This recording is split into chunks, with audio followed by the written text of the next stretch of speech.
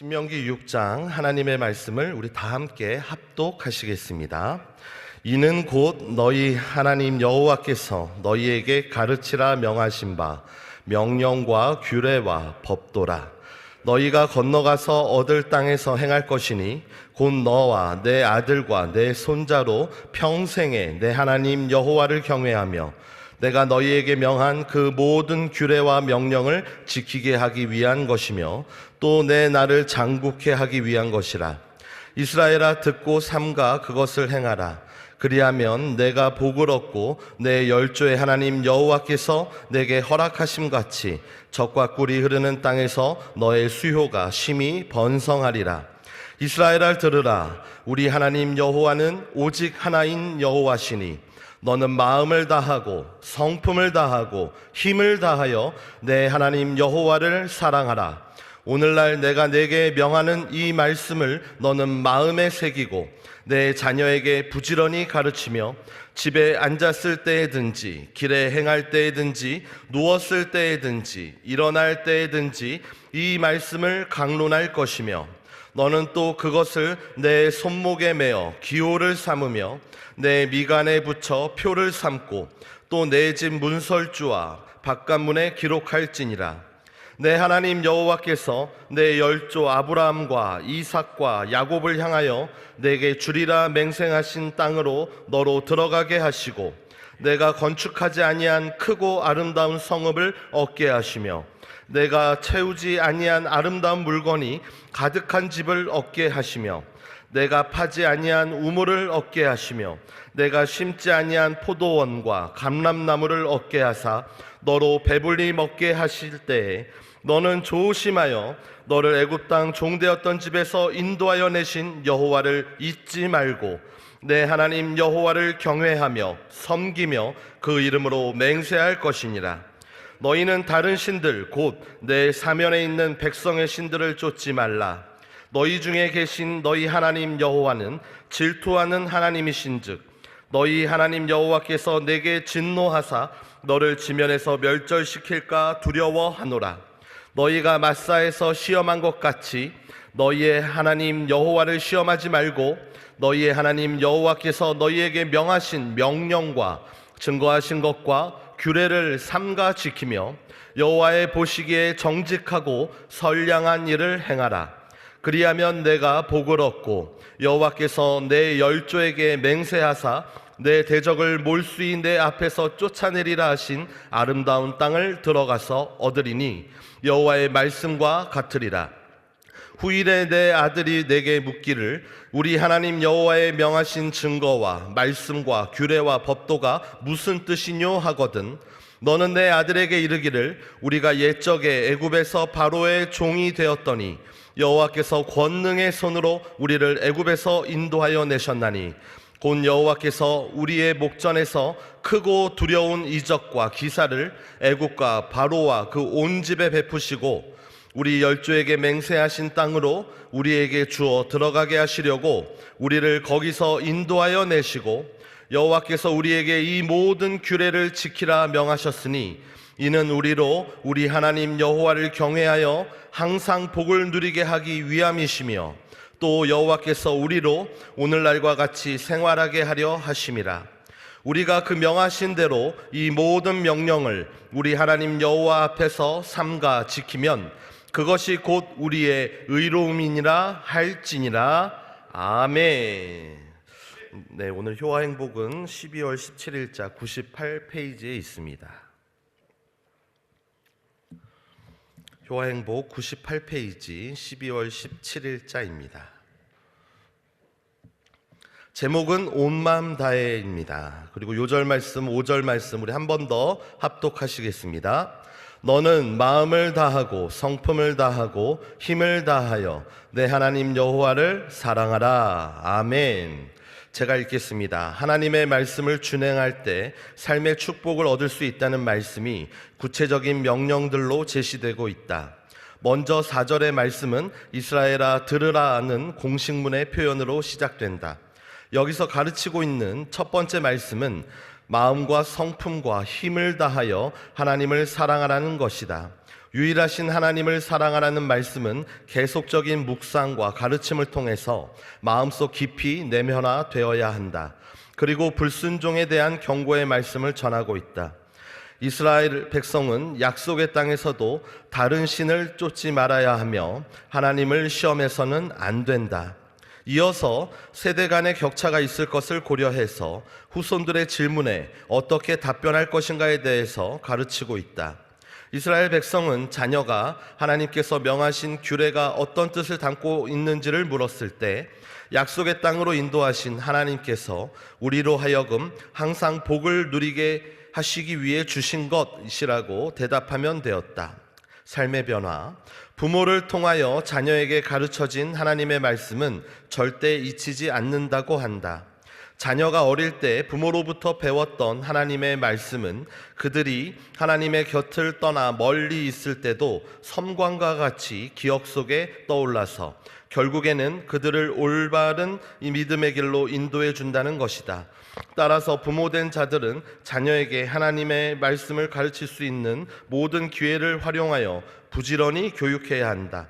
이것이 바로 자녀를 살리는 길이며 부모가 자녀에게 줄 수 있는 가장 큰 유산이며 평생 자녀의 행복을 보장해주는 가장 확실한 보험이다. 오직 하나님 여호와라는 신앙 고백에서 알 수 있는 사실은 무엇인가? 여기서 오직 하나라는 말은 통일된 하나를 의미하는데 이는 상대적인 단일성을 뜻하는 것이 아니라 절대적인 유일성과 단일성 그리고 삼위일체적인 통일성을 강조하는 말이다. 다신론적이고 범신론적인 자연 숭배 사상이 보편적이었던 고대 세계에서 히브리인들이 이러한 고차원적인 유일신론 사상을 가질 수 있었던 것은 그들의 신앙이 인간이 만들어낸 자연 종교가 아니라 하나님께로부터 말미암은 계시 종교였기 때문이다. 아멘. 네, 할렐루야. 네, 오늘은 오늘 신명기 6장 말씀 함께 봉독한 신명기 6장의 말씀으로 함께 은혜를 나누고자 합니다. 효와 행복의 제목은 온맘 다해입니다. 어제 신명기 5장 말씀을 통해서 십계명을 살펴보셨을 겁니다. 십계명은 출애굽기 20장과 신명기 5장에 기록되어 있는데 창세기 20장의 십계명은요 하나님께서 그 돌판에 새겨주신 말씀이고요, 우리 찬송가 앞에 적혀있는 십계명이 출애굽기 20장의 십계명이기도 합니다. 신명기 5장의 십계명은요 모세가 설교를 통해서 전하고 있는 말씀인데 이 신명기라는 이 이름이요 거듭 신자에 명할 명자를 쓰고 있죠. 신명기를 통해서 거듭 전하는 십계명이 기록되어 있습니다. 두 십계명이 완전히 같지는 않습니다. 아주 작은 차이가 있는데 그 차이는 그 근본적인 차이는 아니고요, 오히려 모세가 재차 십계명을 설명하고 전하며 그 의미를 더욱 풍성하게 해주는 역할을 하기도 합니다. 오늘 본문 4절에 보시면 이스라엘아 들으라 라고 시작하며 요절 말씀, 우리가 함께 읽은 요절 말씀을 첫째 되는 또 첫째로 지켜야 할 의무로 명령하고 있습니다. 4절에서 5절 말씀을 제가 다시 한번 읽겠습니다. 이스라엘아 들으라, 우리 하나님 여호와는 오직 하나인 여호와시니 너는 마음을 다하고 성품을 다하고 힘을 다하여 내 하나님 여호와를 사랑하라. 아멘. 오늘 요절 말씀인 5절 말씀은요 사실 그 10계명 중에 1계명에 대한 설명입니다. 여러분 1계명을 기억하십니까? 1계명은 너는 나 외에는 다른 신들을 내게 있게 말지니라 라는 말씀이죠. 이 1계명의 형식상으로 본다면 부정명령입니다. 뭐뭐 하지 말아라 라는 명령이죠. 너는 나 외에는 다른 신들을 내게 있게 하지 말고, 그러면 이제 어떻게 하라는 걸까요? 마음을 다하고 성품을 다하고 힘을 다하여 내 하나님 여호와를 사랑하라 라고 말씀하신 겁니다. 1계명을 지키는 삶의 모습은 이런 것이다 라고 모세의 설교를 통해서 첫째 되는 명령을 내려주신 것입니다. 너는 나 외에는 다른 신들을 내게 있게 말지니라. 모세가요 가나안 땅을 눈앞에 둔 이스라엘 백성에게 마지막 설교를 하면서 이 1계명을 지키는 삶이 어떤 삶인지 신신당부를 하고 있는데, 가나안 땅에 들어간 이스라엘 백성들은 어떻게 했습니까? 여러분들 우리는 다 알고 있습니다. 이 계명을 어겨버리고 맙니다. 이스라엘 백성들이 가나안 땅에 들어갔을 때 제일 처음 그리고 가장 크게 겪게 된 변화는 어떤 변화입니까? 삶의 양식이 변화되었다는 거죠.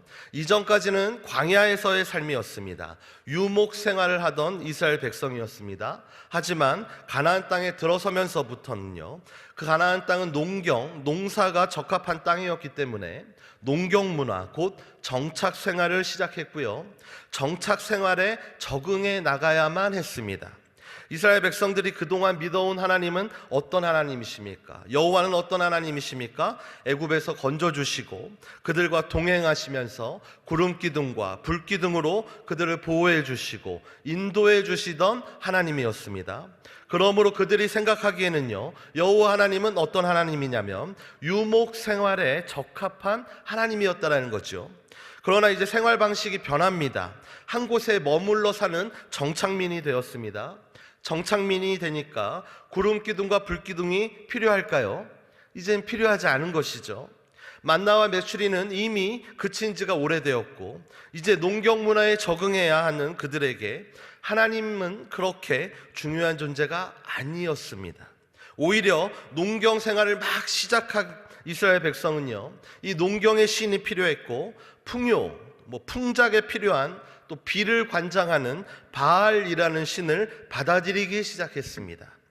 여기서 중요한 점은요, 바알을 받아들이면서 여호와 하나님을 버렸습니까? 저버렸습니까?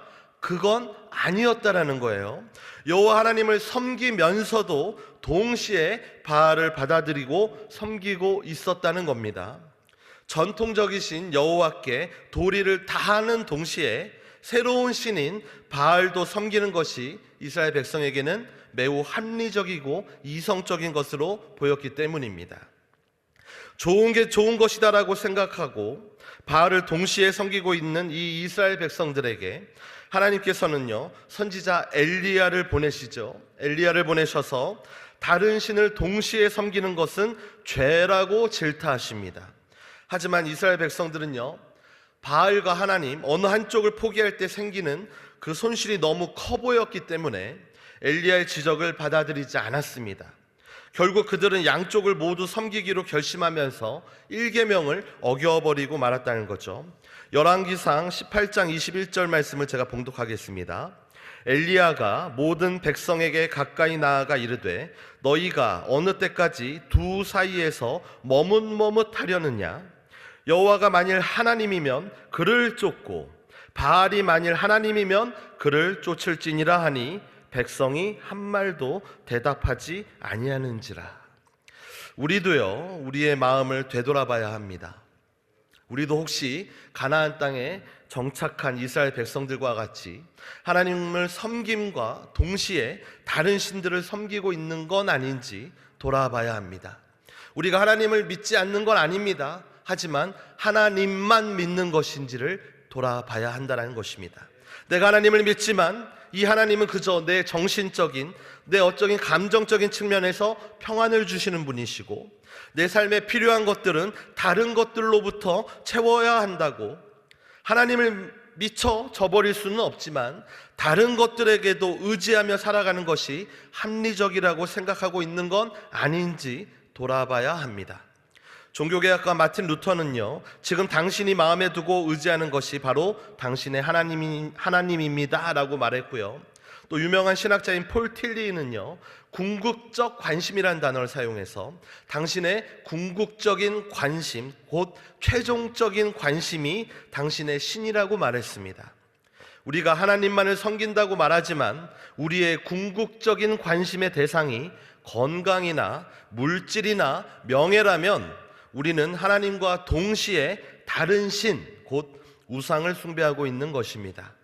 우상이라는 것이 그렇습니다. 비합리적이고 해괴망측한 것만이 아닙니다. 대부분의 우상들은요, 이성적이고 합리적인 것들로 보입니다. 가나안 땅에 정착한 이스라엘 백성들이 변화된 삶에 적응하면서 삶을 계속해서 이어가기 위해 꼭 필요하다고 생각한 그러한 합리적인 사고에서 비롯된 그 궁극적인 관심의 대상이 결국은 우상이었음을 하나님께서 질책하셨듯이 우리도 하나님 외에 다른 신들을 섬기고 있는 것은 아닌지 돌아봐야겠습니다. 합리적이고 이성적이라는 생각은요, 어떤 것이냐면 마귀가 가져다주는 생각입니다. 마귀는 거짓의 아비이고 거짓말에 능통한 간교한 악한 영입니다. 그럴듯하게 찾아와서 그럴듯한 말로 속여 우리가 하나님으로부터 멀어지다 못해 단절된 삶을 살아가게 하는 것이 바로 마귀가 하는 일입니다. 우리는 이 마귀를 예수 이름으로 대적하고 물리쳐야 할 줄로 믿습니다. 또한 반드시 기억하시기 바랍니다. 하나님 이외의 것들은 어떤 것들입니까? 모두 다 피조물입니다. 돈과 지식, 출세와 명예, 합리적이고 그럴듯해 보이는 모든 것들이 다 피조물들입니다. 이와 같은 것들의 마음을 뺏겨 집중하고 있다면 창조주가 아닌 피조물들을 신들로 섬기고 있다는 것을 우리는 기억해야 합니다. 호세아서 2장 8절에 이렇게 말씀합니다. 곡식과 새 포도주와 기름은 내가 저에게 준 것이요 저희가 바알을 위하여 쓴 은과 금도 내가 저에게 더하여 준 것이오늘 저가 알지 못하도다. 아멘. 로마서 1장 25절에는 이는 저희가 하나님의 진리를 거짓 것으로 바꾸어 피조물을 조물주보다 더 경배하고 섬김이라 라고 말씀하고 있습니다. 하나님은 물질의 풍요와는 전혀 상관없는 분일까요? 그렇지 않습니다. 이스라엘 백성이 소유한 것은 영적인 것이든 물질적인 것이든 간에 모두 바알이 아닌 여호와 하나님으로부터 온 것들이었습니다. 신앙생활을 하면, 하나님을 믿으면 내가 하고 있는 모든 일이 잘 진행되며 원하는 것이 모두 이루어지는 것처럼 생각하는 사람들이 있습니다. 겉으로는 하나님을 섬기는 것처럼 보이지만 그 생각과 마음은 우상을 동시에 섬기고 있는 것입니다. 진실로 하나님을 섬기는 사람의 모습은 어떠한 까닭과 목적이 있어서가 아니라 전적인 헌신으로 온 마음 다해 하나님을 사랑하는 것입니다. 코람데어라고도 하죠. 하나님 앞에서 오직 하나님만이 보이는 경지에 이르는 것이 진정한 그리스도인의 모습입니다. 이처럼 하나님과 나 사이에 가로막고 있는 것들, 그 엉뚱한 것들, 우상들을 제거하고 오직 하나님만 바라볼 때 진정한 하나님의 자녀로서의 삶, 또한 기쁨과 능력이 넘치는 삶을 살 수 있을 것입니다. 사랑하는 성도 여러분, 여러분들은 예수님을 사랑하십니까? 예수님을 사랑하십니까? 아멘. 그런데 왜 사랑하십니까? 예수님을 우린 사랑합니다. 왜 사랑하십니까? 우리가 예수님을 사랑하는 이유는요, 단 한 가지뿐입니다. 우리를 용서하셨기 때문입니다. 우리가 용서받았다는 사실 하나만으로도 우리가 주님을 사랑할 이유는 충분합니다. 성경에 보니까 예수님께서 사함을 많이 받은 자가 많이 사랑한다라고 말씀하십니다. 우리는 이미요 측량할 수 없는 무수히 많은 죄를 단번에 사함받았습니다. 하지만 우리가 그것들을 깨닫지 못하고 있을 뿐입니다. 사함받은 죄의 크기를 점점 더 알아가는 사람들은요, 그만큼 주님을 점점 더 사랑할 수밖에 없습니다. 사함받은 죄가 측량할 수 없다는 것을 점점 더 깨달아 하나님을 향한 사랑이 점점 더 커져가는 것, 그래서 마음과 성품과 힘을 다해 하나님을 사랑하게 되는, 온 마음 다해 하나님을 사랑하게 되는 것, 그것이 참된 그리스도인의 모습이고 성숙한 신앙인의 모습일 것입니다. 어제보다 오늘이, 오늘보다 내일이 더 큰 사랑으로 더욱더 주님을 사랑하시고 감사하는 삶을 살아가게 되는 우리 모두가 되기를 주의 이름으로 축원합니다. 기도하겠습니다. 아버지 하나님 감사합니다. 예수 그리스도께서 우리의 모든 죄를 대속하시고 십자가에 달려 죽으시고 부활하심으로 말미암아 우리에게 모든 죄를 담당하시고 우리를 거듭나게 하시고 새 생명을 주심을 우리가 다시 한번 기억합니다. 아버지 하나님, 우리를 용서하신 예수님을 우리가 사랑합니다. 아버지 하나님, 우리가 용서받은 죄인임을 날마다 더욱더 깨닫게 하여 주시고 더욱더 주님을 사랑하게 하여 주셔서 온 마음 다해 주님을 사랑하는 참된 그리스도인으로 자라나게 하여 주시옵소서. 우리 주 예수 그리스도의 이름으로 축복하며 기도드리옵나이다. 아멘.